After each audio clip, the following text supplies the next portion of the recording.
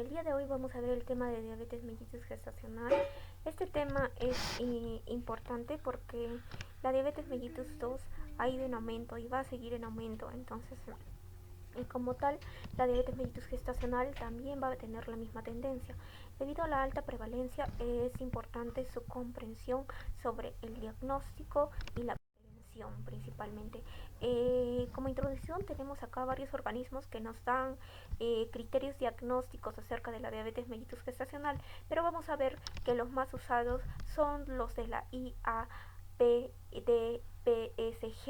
¿No? Estos diagnósticos de este organismo van a ser basados en el estudio JAPO. El estudio JAPO es un estudio, no es un ensayo clínico, es un estudio prospectivo, observacional, multicéntrico, doble ciego, sin intervención, que se dio en 23.316 mujeres embarazadas. Y respondía a la siguiente pregunta: ¿la hiperglicemia en el embarazo con niveles de glucosa por debajo de la diabetes manifiesta está asociada a un aumento de riesgo de resultados adversos maternos, fetales y neonatales? Entonces, a partir de este estudio JAPO se obtuvieron ciertos puntos de corte y en base a estos puntos de corte se hicieron los criterios diagnósticos más usados para la diabetes mellitus gestacional que actualmente conocemos, ¿no? Entonces podríamos decir que los criterios diagnósticos de la diabetes mellitus gestacional actualmente se van a establecer en base a los desenlaces perinatales, ¿no?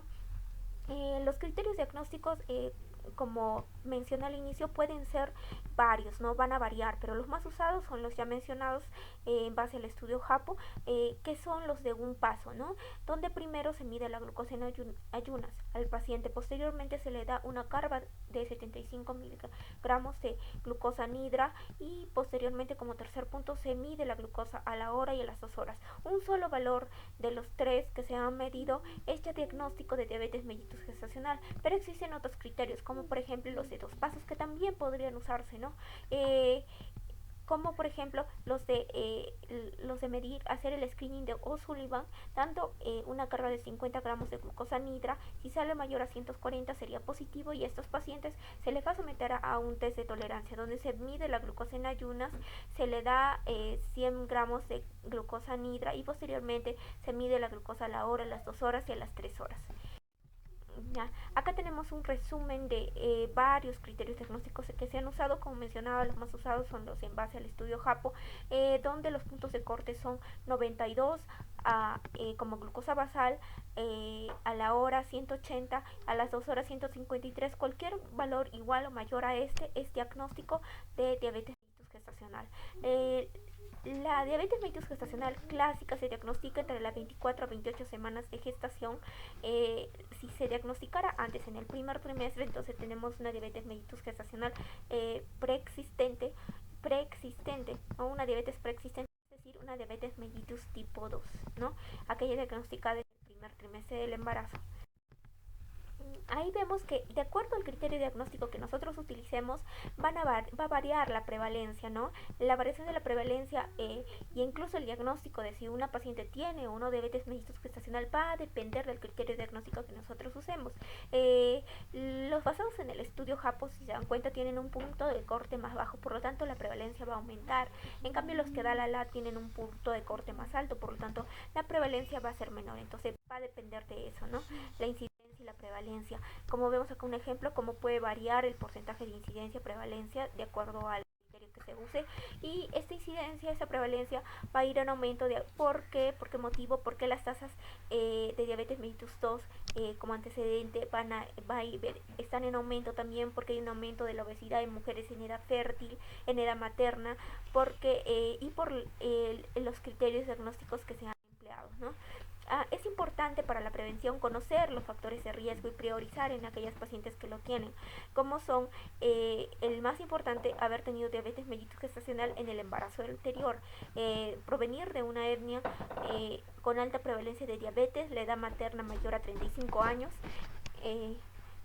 los antecedentes familiares de diabetes, la obesidad, un IMC mayor a 30, la macrosomía previa, el síndrome de ovario poliquístico también puede ser iatrogénica cuando se da tratamiento farmacológico con glucocorticoides o medicación antipsicótica, así como la multiparidad, el embarazo gemelar, la inactividad física, las dietas bajas en fibra y altas en carga glucémica.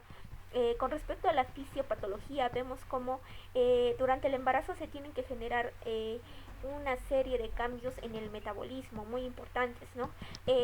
Y uno de ellos es el metabolismo de los lípidos y los carbohidratos. En, en el segundo trimestre aproximadamente hay un aumento de la resistencia a la insulina y también se va a generar un aumento en las células pancreáticas. Hay un aumento de la cantidad y el tamaño de las células pancreáticas como respuesta al embarazo, pero no siempre esta respuesta del páncreas va a ser buena. Entonces lo que sí va a haber es un aumento de la resistencia a la insulina. Entonces todo esto va a generar la hiperglicemia materna. La glucosa puede pasar la barrera placentaria, ¿no? Al pasar la barrera placentaria va a originar la hiperglicemia fetal y esta hiperglicemia fetal va a originar la hiperinsulinemia fetal, que va a ser la responsable del aumento de la lipogénesis, de la disminución de la lipólisis y por lo tanto de la macrosomía fetal.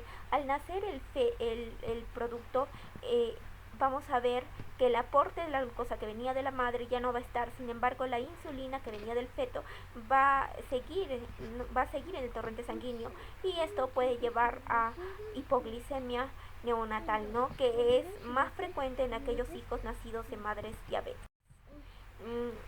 Otras complicaciones maternas y neonatales a largo plazo son como por ejemplo en el caso de la madre la preeclampsia, la hipertensión gestacional, el hidranios, las infecciones del tracto urinario, los partos por cesárea, la dificultad para iniciar o mantener la lactancia, el trabajo de parto traumático y también una recurrencia de diabetes mellitus gestacional, hipertensión, hígado graso, dislipidemias. En el caso del neonato, la muerte neonatal, el parto prematuro, las malformaciones congénitas, la macrosomía, la miocardiopatía, la cistosia de hombros, la hipoglicemia, la hiperbilirrubinemia, el síndrome metabólico y también la obesidad infantil, el exceso de adiposidad, entre otras.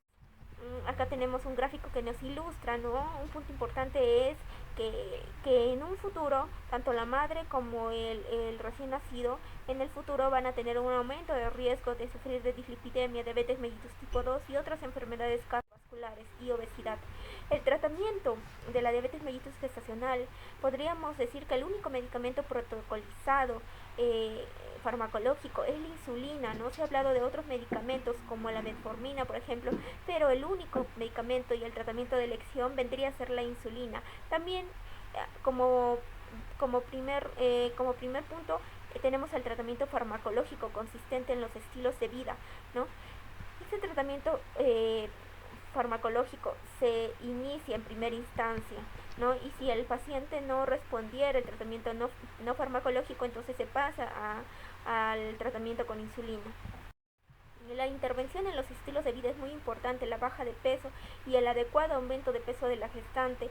Las calorías nunca deben ser menos de 2000 calorías en la gestante, deben oscilar entre 2000 a 500 calorías con un adecuado ejercicio físico, el control de peso gestacional y los objetivos de la glucosa materna, que son los que presento aquí. En ayunas menos de 95, a la hora menos de 140 y a las 2 horas menos de 120 para las mujeres gestantes. La terapia con insulina es la terapia de elección, farmacológica de elección, y las insulinas que tienen más estudios son la insulina NPH y la insulina de Temir, y en el caso de las insulinas basales, y en el caso de las insulinas en bolo o insulinas pandreales tenemos a la insulina regular o cristalina y la aspártica en el caso de los análogos. La farmacoterapia oral se ha discutido mucho, tenemos a la gliburida y a la metformina, pero aún no hay estudios, no hay muchos estudios con respecto a si se puede usar o no, por ello que no está protocolizado, ¿no? La única terapia farmacológica hasta el momento sería